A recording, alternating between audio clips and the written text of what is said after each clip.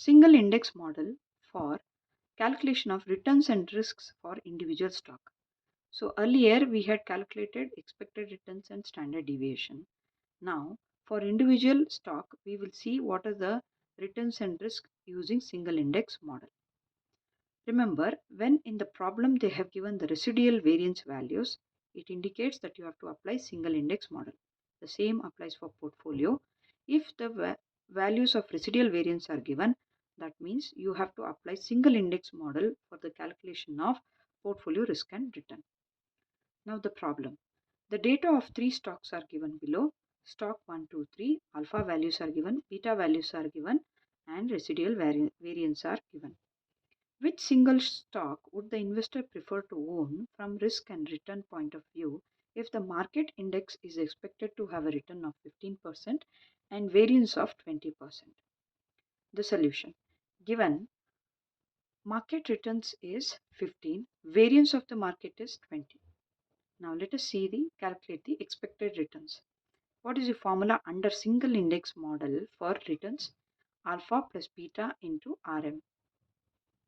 So now for stock 1, what will be the value? Returns will be R1, stock asset 1 or stock 1, minus 2.1 is the alpha value into plus beta value is 1.6 into RM is 15. It gives you 21.9. Similarly for returns of stock 2, alpha value is 1.8 plus beta is 0.4 into market returns is 15. Same way for stock 3, alpha value is 1.2 plus beta value is 1.3 into market returns gives us 20.7. Now for the risk, what is this risk calculation under single index model? Variance is equal to beta square into variance of the market plus residual variance. So substitute the values.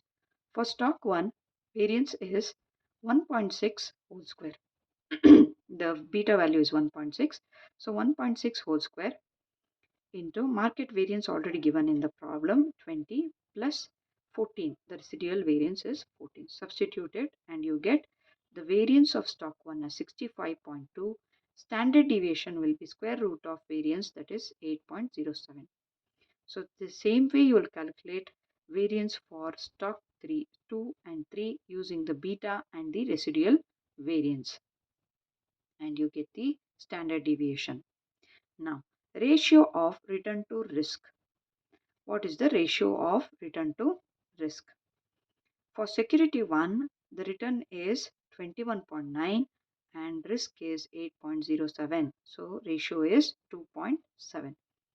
For security 2, it is 7.8 divided by 3.35. That is 2.33.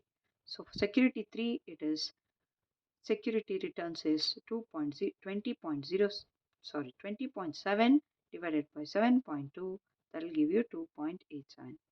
So the conclusion is the investor would prefer the security 3 as it provides highest return per unit of risk. Comparing the three values, for security 1, the ratio is 2.71. For security 2, it is 2.33. For security 3, it is 2.87. So since this is the highest, security 3 will be selected by the investor.